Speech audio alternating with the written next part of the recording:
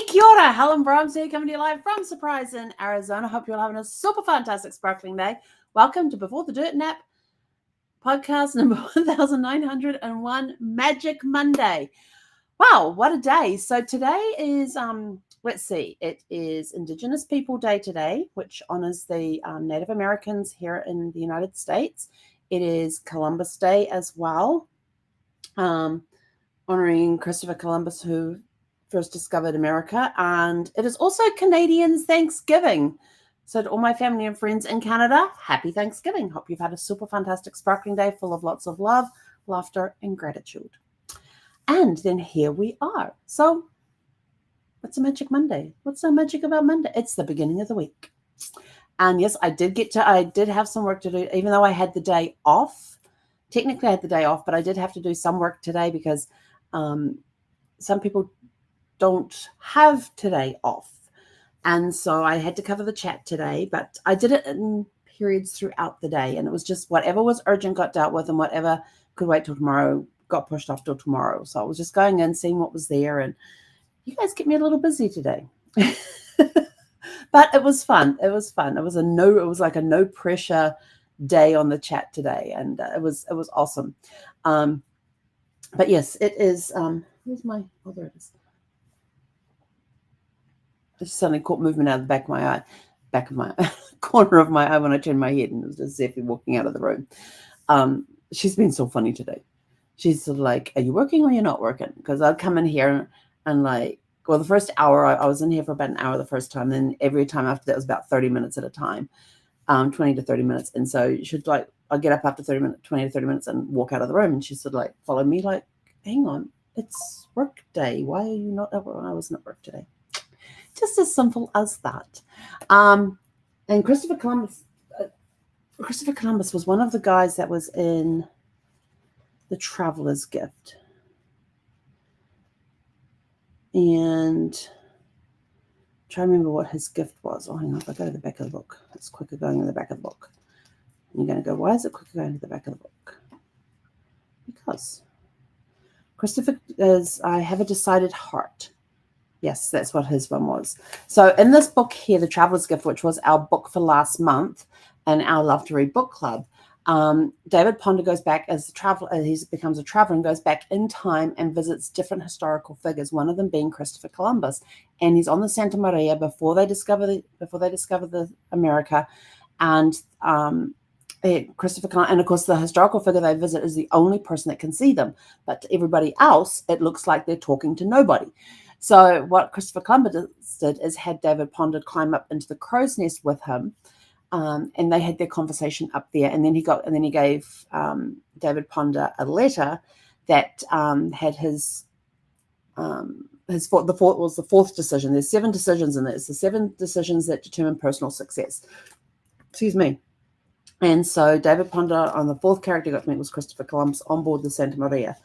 And he says, I have a decided heart. Criticism, condemnation, and compliant are creatures of the wind. They come and go on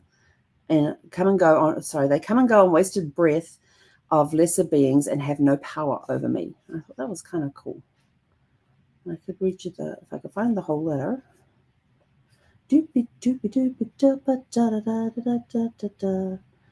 And he met him when he had been...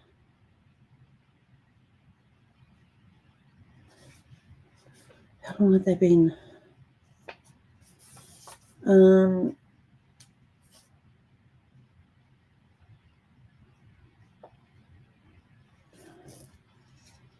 Yeah, he got to meet Christopher Columbus 64 days after they had left Spain, and he was determined to prove that the world was round and not flat. And one of the things that Christopher Columbus said, which I really liked, was, if you worry about what other people think of you, then you will have more confidence in their opinion than you have in your own. Poor is the man whose future depends on the opinion and permission of others. Remember this, if you are afraid of criticism, you will die doing nothing. Passion is a product of the heart. Passion is what helps you when you have a great dream. Passion breeds conviction and turns mediocrity into excellence. Your passion will motivate others to join you in your pursuit of your dream. With passion, you will overcome insurmountable obstacles. You will become unstoppable. And that was part of Christopher Columbus's advice in The Traveler's Gift that he gave to David Ponder as he was traveling through different times and things like that. So that'll give you something to think about. Oh, giving people things to think about. Oh, you did come back in. Okay. She's back. So what other things did we get up to today? What else did we do? Oh, so the candy bar that I started yesterday, I said was very sweet. I had it today with a cup of tea. It made a big difference. It made a huge difference. It was like having a cookie with the tea. It took away a lot of the sweetness since I don't sweeten my tea. But yes, it was a very good. It was a good day. We got a lot of stuff done. We started working on our moving list on what items I'm going to be taking with me, what items I have to sell. So we started making those lists a little more and have put out feelers to different international moving companies and sent off. Yesterday we sent off a whole bunch of, because there's different sites you can go to. It's like a collaborative site where you go there, you put in basically what you're moving, and then it sends it out and it has quotes come back to you. Well, the quotes don't come back to you because then they all ask you for the list of what you're going to be moving, yet you've already put that information in. You think, don't they send you this information? Now I have to re-enter it all over again. But got replies back and started responding back to them with saying this is approximately what I'm looking at shipping back to New Zealand.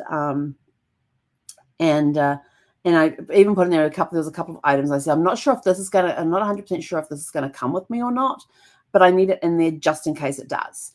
So I need to know what the pricing is going to be. And I said, now, do you do volume or weight or both? And one of them replied with the fact that they use the volume for the shipping, but the weight for the insurance. And I'm just sort of like, weight for insurance? That kind of sounds a little fishy to me, but I'm not sure if that's a regular process, so we'll have to see what others come back with to see if they will match that or whatnot. But definitely I dug out my speakers today, and I have these really cool they're beautiful speakers. Oh my gosh, I love my speakers. They're very heavy. They are Definitive Technology. If you've ever heard of them, they are a very high quality speaker, and we got them when we were back in Virginia. And there's the Mythos series. There's the Mythos ones, which are tall. They're about, what are they? They're just about 4 foot tall, I think they are.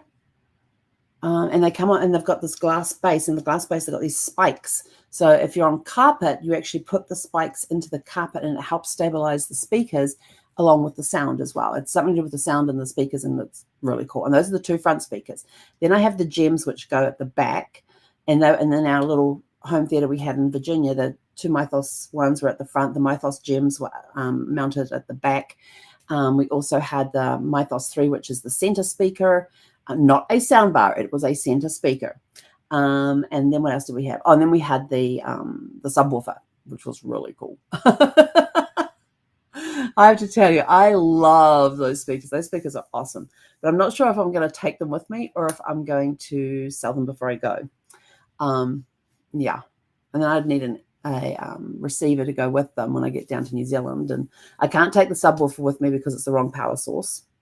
It only does a 110 power supply. So I definitely can't take the subwoofer with me. And I'm like thinking, maybe I'll just get a whole new set of speakers when I get down there. I also have my Polk audios, because up in the family room we had the bookshelf Polk, which are little speakers about yay high. And we had 2 at the front, 2 at the back. Did we have a 5th one? I can't remember if we had one. I know we had the 2 at the front, the 2 at the back mounted in the family room, and we had the woofer. So again, the woofer can't come with us, so we'll probably end up selling the whole lot as a set in that one. I don't remember if we had a center speaker on that one, though. I can't remember. But I know I have 2 receivers. I have DVD players. What else do I have there? That are all going to have to be sold. So I was digging some of that stuff out and thinking, well, where am I going to put it? I'm going to take photographs of it so I can get it online and everything else. And find all the remotes that go with everything. Like there's the remote for the receivers have remotes. The individual components have remotes. Like the receiver has a remote, which was a universal remote that we ended up using. It would turn everything, and we had this really cool universal remote, and what we would do with it is that the one down in the theater was a universal one, and it was programmable. You just plugged it into the computer, went online, and it would do everything. So you'd say, I want to watch a movie. So it would turn the TV on. It would turn the DVD player on. Because back then it was just DVD, no Blu-ray at that time. And the receiver would be turned on. It would be switched to watching a movie. The TV would come on, and the DVD player would come on. And then you could operate all those three components from that one remote, which was pretty cool. And then if we just wanted to watch straight TV, it would then flip over to DirecTV input, and it would still come out through the speaker, through the surround sound and everything else. So yeah, it was pretty cool how it was all set up. It was just really cool. You just go press the button on the thing, and it would turn off the other components and turn on the right components, which was pretty cool. So yes, so I have boxes to go through. I've got to find, for those that don't have the power supply, the power cord built in, I have to find the power cord for them, and I have to find the remotes for those that have remotes, and start making sure I've got everything together before I can start selling stuff. So we've started that process. Had to get the tape measure out today because I had to go measure some stuff. This one will probably end up getting sold because it's only in inches and feet. It's not a jewel. Doesn't have centimeters on here. Yes. So it's not a jewel, whatever, but I'll be ending up selling all the tools, including like these tape measures and things like that as well. So that was a step in the direction towards the moving that's going to take place next June, July, somewhere around there. Don't have the exact dates yet. But yeah, it's been a fun day getting stuff done and working out on things. So now it's time for our chocolate. So I brought my chocolate bliss box back in. So which one are we going to have today? I don't know. I still think it's funny that they have the date converter thingy on here. I still have not had any more of that chocolate cream. This better than Nutella. It's just better. Just trust me. Let's see. Oh, this one doesn't look like it's got nuts in it. Let's try this one tonight. Let's see. This one is a caramel chocolate bar. Experience. Oh, hang on. That's what I found. This was. Yeah, there it goes. Experience indulgence with the Albini chocolate coated caramel bar. Savor the combination of crisp biscuit, velvety caramel, and signature Uka chocolate, offering a delectable treat for all ages. Albini's beloved flavor becomes a delightful anytime snack that caters to your taste buds wherever you may be. Okay, let's try this one. So this is what it looks. This is it here. Doopy-doopy-doopy-doo. Put that back in there. I'm not looking at nutritional facts or ingredients. Okay. This one's definitely been melted a little bit because it was out in the heat a little bit the other day when it got delivered.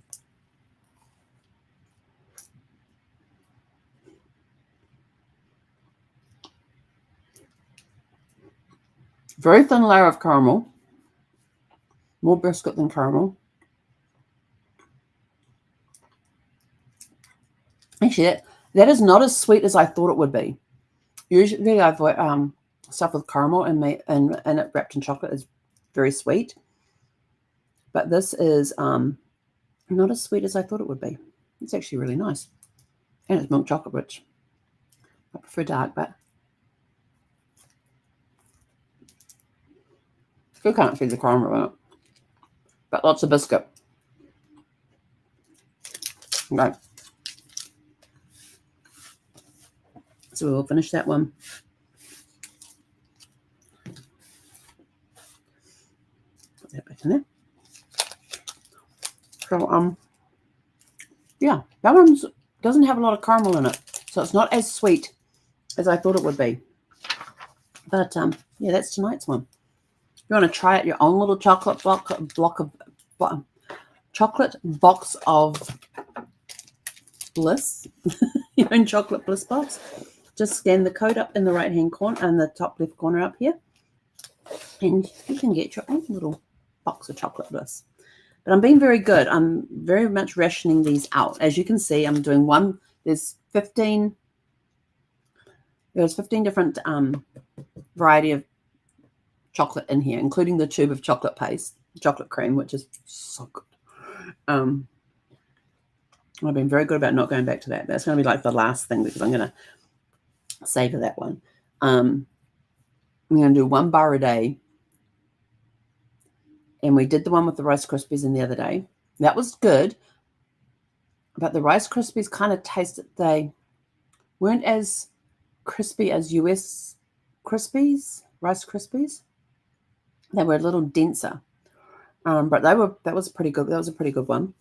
The one yesterday was very sweet.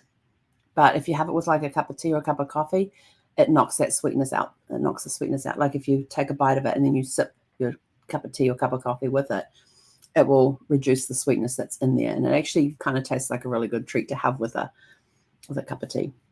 And this one definitely is, I have it anytime, anywhere. It's not overly sweet. There's not a lot of caramel in it, which I like because it doesn't make it overly sweet. And so we'll probably have the rest of that with my morning cup of tea tomorrow. I have my cup of teas in the morning, and so these chocolate bars, I eat half of them here with you guys, and then I have the rest of it in the morning with my cup of tea. It's almost like I'm having dessert with breakfast because I have breakfast. I always have a cup of tea with breakfast, and then I'm pulling out the other half of the chocolate bar from the night before and eating it with my cup of tea. So it's kind of cool. But anyway, that's it from us for today. So go out, have a super fantastic sparkling day, evening. We're going to go for a WALK. I think I'm going to have to start walking Zeffy like around